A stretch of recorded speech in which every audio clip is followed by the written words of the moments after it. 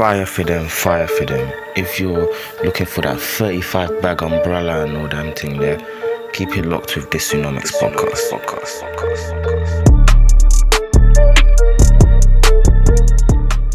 Yo, what's good, people? Welcome back to another Monday morning news gist. So let's get straight into it. First up, Home Office, Priti Patel's department. Boy, it's looking very spooky for them. So shout out Byline Times. They published an article looking at the expenses and expenditure of that Home Office department in 2020 on their procurement card. And it was looking very, very suspect. They were offered a chance to comment initially, and I'll read a comment later. It wasn't very convincing, which led to the article and a whole Twitter storm with loads of memes, and it's been crazy. So there's procurement cards in the public sector, and these are cards that are used to purchase goods or services when you can't go through certain procurement measures where you go out, find different vendors, blah, blah, blah. It's more like a quick scenario. Okay, we need to do this quickly, let's swipe it on the card. And you're meant to provide details of why you did that and what these costs are for. So the Byline Times listed about several costs in 2020, and they totaled £124,262. And listen to some of these expenditures. So £669 at Rachel's Kitchen Limited. This is the firm that owns Rachel's Cupcakes brand on the 23rd of December. £5,415.90 in Primark. People thinking, what can you possibly spend in Primark for 5 bags?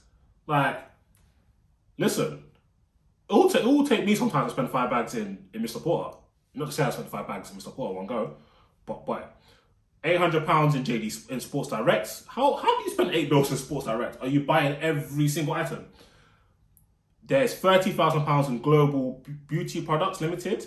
The firm runs the store Beauty Brows and Lashes. So that was a very interesting one.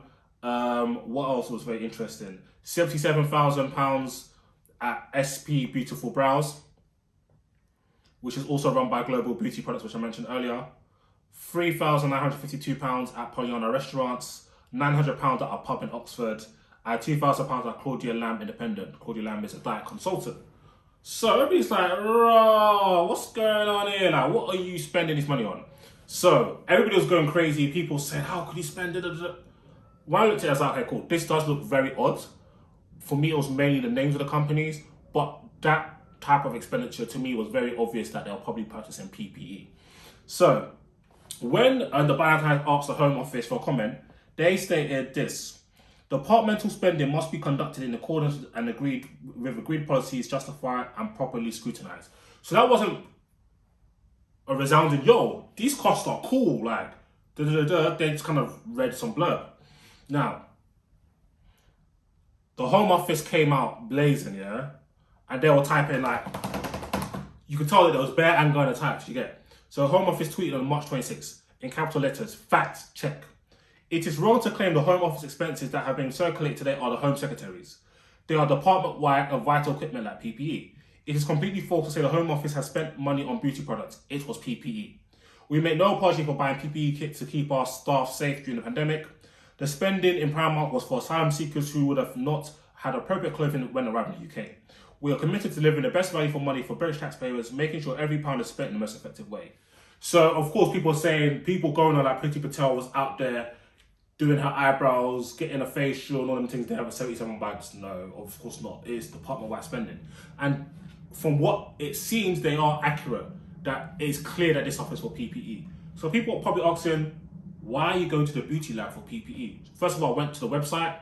They do sell PPE stuff. But remember when Matt Hancock and his boy Alex Bourne, or so-called boy Alex, or associate Alex Bourne, had a deal for PPE, and these times he worked for Alex Bourne's company, was a hospitality company that created like plastic cups and party and stuff for parties and stuff like that. A lot of companies did divert into creating PPE during the pandemic. And the bigger issue probably is, why this company? Why did he go to this company? Now, somebody was doing some digging, and for some of the companies, the owner was Barbara Kahan. Total number of appointments as a director, 18,310, which is crazy. Date of birth, June 1931. So I was having this debate in my group chat. One of my boys thought this might be like a formation company. Another of my boys thought, nah, because all these companies were open and closed on the same date. So this is clearly been done by one person, which I'm close to believing that theory. So, who is this person that you went to? This is, to me, it's looking very spooky. It's looking like one of your dons. Yo, hey, man's moving PPE, you know? Oh, swear. Yeah, bro, like, anything you need, man's got you. Do you know what I mean? Alright, cool. So you're kind of putting money in your boys' pockets with taxpayers' money, which obviously is bad because is this the best value for money? And with regards to the asylum seeker stuff, from a lot of things that I've heard and read, the Home Office doesn't seem to do that much for asylum seekers. So it's interesting, right? Now you're not spending £5 a pound. So that's very interesting. The pub meals and all that type of stuff probably could be just like taking a big team out for lunch. We don't know enough yet. But for more information and expenses and what the rules are, check out this week's DISUNOMICS podcast. Now, keeping on the government's ass, lockdown laws extended. Hey, I was supposed to do a video this week, but I can't lie, it's been a bummy week for me. People, I'm sorry. I had to take a time out. I don't know why, I've just been shouted this week. But we back. Relax. Emergency rules will continue for another 6 months. The Coronavirus Act 2020 was passed by a whopping 484 to 76. So basically everybody in Parliament virtually voted for it. So that means it was like unanimous across parties. Now, 25 Conservative MPs did vote against the government. 21 Labour MPs also voted against Labour because Labour was supporting this bill extension, and even some Lib Dem and DUP MPs voted against it.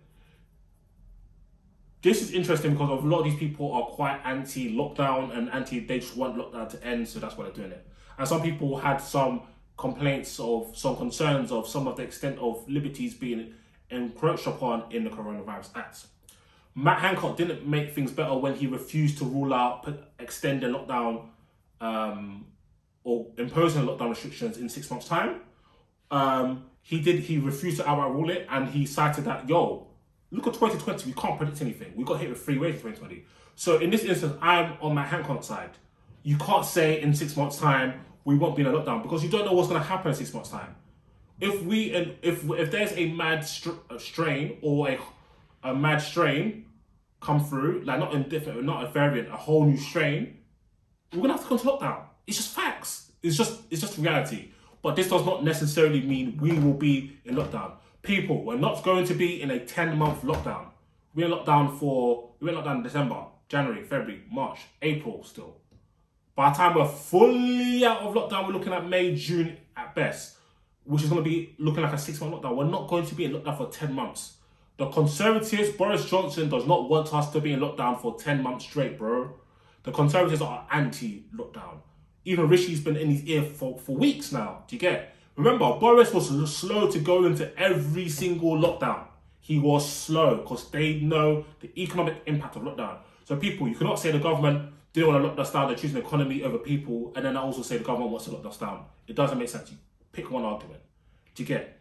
We got to be serious here. The government have stated what the 4 steps for us to follow and follow the road path to freedom. 1, successful vaccination rollout, which we are seeing. 2, the numbers down. So that's hospitalizations, deaths, transmissions, people actually contracting the virus going down, which is on track. The NHS not being overwhelmed, which is on track. And also, we do not import any new variants of the virus, which will put our vaccines into disrepute. And so far, so good. Now, if you want my opinion, the biggest threat to this is what's happening in Europe, where we're seeing the third wave going brazy in Europe. Like France are extending lockdown to a further 3 regions. Germany's going to lockdown. Italy's going to lockdown. It's looking kind of spooky in Italy. Close our borders. This is what New Zealand have done. Literally from February, they started closing borders. From March, they fully locked the borders off. And they've barely have any coronavirus cases. And their borders are still locked till this day. We've got to lock down our borders. So if you're not a British citizen or British resident, you can't come to this country for love or money. And this is somebody that wants to travel. I have 3 trips that I'm planning right now 2 have virtually been booked, 1 probably will be booked. I want to travel, I can't lie.